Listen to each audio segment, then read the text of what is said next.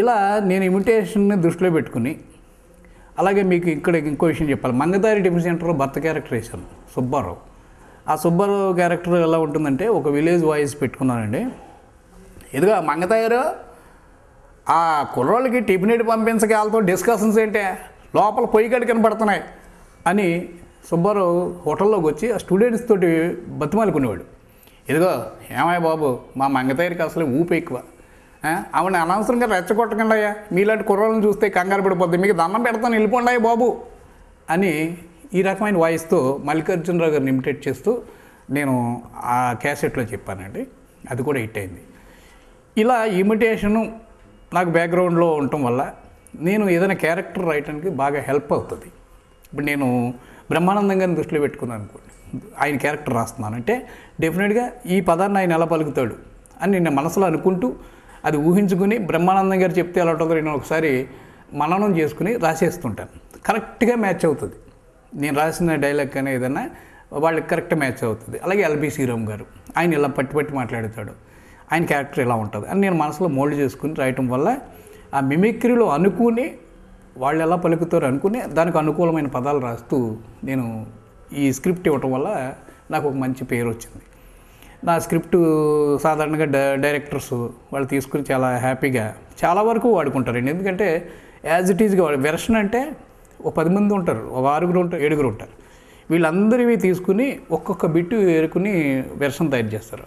నావి సుమారు చాలా ఎక్కువ డైలాగులు సినిమాల్లో కనిపిస్తుండేవి. సినిమా చూస్తున్నప్పుడే తెలుస్తుంది మాకు, మా ఆడియన్స్ తెలియదు. రచనా సహకారం తాడి బలరాం అంటారు, ఎవరెవరు ఏం రాశారో తెలీదు, మాకు తెలుస్తుంది. మేమేమి రాసామో ఎక్కడ ఆడియన్స్ స్పందిస్తున్నారో మాకు పూర్తిగా తెలుస్తుంటుంది. అలా అది నాకు మిమిక్రీ అలా అడ్వాంటేజ్ అయింది. అలాగే రీసెంట్గా హెచ్ఎం టీవీ వాళ్ళు హైదరాబాదు సుందర నగరం స్వప్నం కాదు, ఈ నీళ్లు తాగితే ఒక 15 మంది చనిపోయే పరిస్థితి రాకూడదు, ఇంకోటి ఏదో రోడ్ల మీద నల్లాల్లో డ్రైనేజుల్లో మనుషులు వెళ్ళిపోకూడదు, కొట్టుకుని వెళ్ళిపోకూడదు, అలాంటి సుందర నగరం మనకు కావాలి అని దీని మీద కవితలు ఆహ్వానించారు. అప్పుడు నేను కూడా పార్టిసిపేట్ చేశాను. ఒక మిత్రుడు చెప్పాడు, ప్రోద్బలంతో వెళ్ళి నేను కూడా అప్పటికప్పుడు అనుకుని ఒక 4 ఐటమ్స్ రాశానండి. అందులో ఈ హైదరాబాద్ గురించి జోకులు చెప్పడం, ఈ కవితలు వాటి గురించి నేను కొన్ని చెప్పాను. అది కూడా ఇమిటేషన్లోనే చెప్పానండి. చంద్రబాబు నాయుడు గారు ఒక కవిత చెప్తారండి అని చెప్పాను. ఎలా ఉంటుంది ఆ కవిత అంటే, పోతున్నాం ఆ విధంగా ముందుకు పోతున్నాం, ఆ విధంగా ముందుకు పోతున్నాం, పోయి వెనక్కి చూసుకుంటే అంత శూన్యం, పోయి వెనక్కి చూసుకుంటే అంత శూన్యం, బాలకృష్ణని తీసుకొచ్చాను జాలి లేదు, జూనియర్ ఎన్టీఆర్ని తీసుకొచ్చాను జాలి లేదు, ఎన్టీఆర్ ఫ్యామిలీ వాళ్ళ మనవాళ్ళని అందరినీ కూడా తీసుకొచ్చాను జాలి లేదు, పోతున్నాం ఆ విధంగా ముందుకు పోతున్నాం అని కేసీఆర్ చంద్రబాబు గారు కవిత చెప్తారు. దానికి కౌంటర్గా స్వర్గీయ వైఎస్ గారు ఒక కవిత చెప్తారు.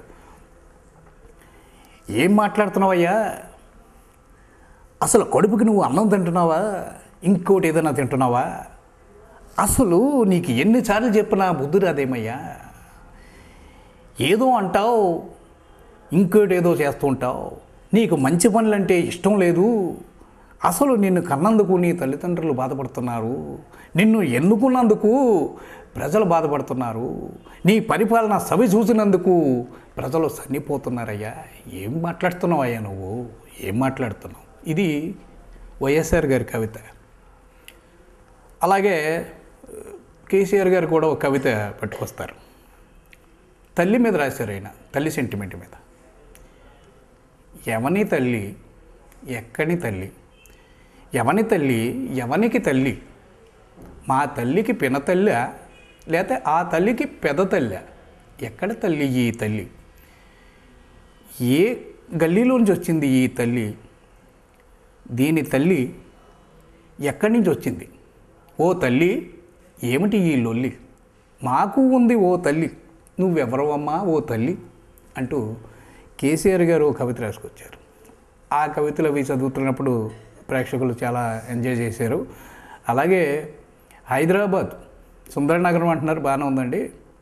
హైదరాబాదు ఎవరైనా పల్లెటూరు వాళ్ళు వస్తే చూపిస్తాం, అంత బాగుందండి. గోల్కొండ బాగుంది, మ్యూజియం బాగుంది, ఇంకా ఏవో పబ్లిక్ గార్డెన్ అని అవన్నీ చూశారు, బిర్లా టెంపుల్ అవిని. ఏమయ్యా ఎలా ఉంది, బాగుందా మా ఊరు, మరి హైదరాబాద్ ఎలా ఉందంటే ఆ పల్లెటూరు ఆయన అంటాడు, అంతా బాగానే ఉందండి, మాకు మీకు చిన్న డిఫరెన్స్ ఉంది.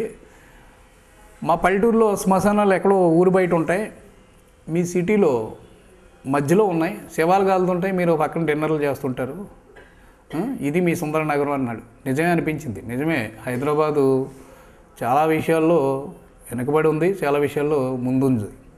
కొన్ని విషయాలు మనకి కనబడుతూనే ఉంటాయి, కానీ ఇక్కడ ఎవరి గొడవ వాళ్ళది, ఎవరి హడావిడి వాళ్ళది చేస్తూ ఉంటారు. అలా నేను కొన్ని విషయాల్లో మిమిక్రీని ఉపయోగించుకుంటూ కొంత గుర్తింపుని తెచ్చుకున్నాను.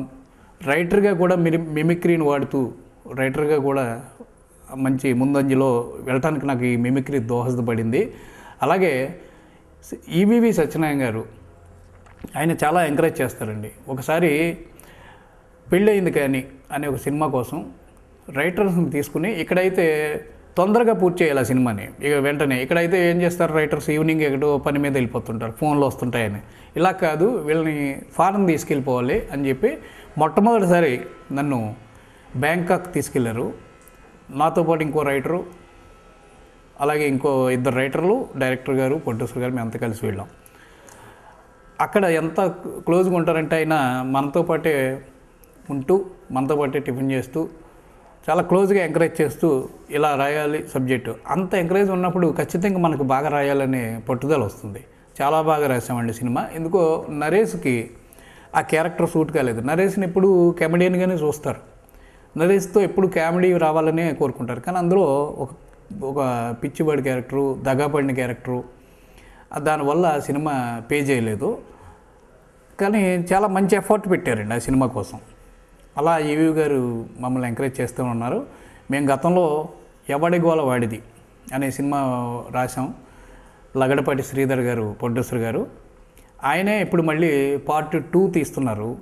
ఈసారి కూడా డెఫినెట్గా పాత వాళ్ళందరినీ వర్క్ చేయించుకుంటామని చెప్పారు. పాత రైటర్స్ కానీ, ఆర్టిస్టులు కానీ, అందరూ ఆర్టిస్టులు ఉన్నారు, ఒక లక్ష్మీపతి తప్ప.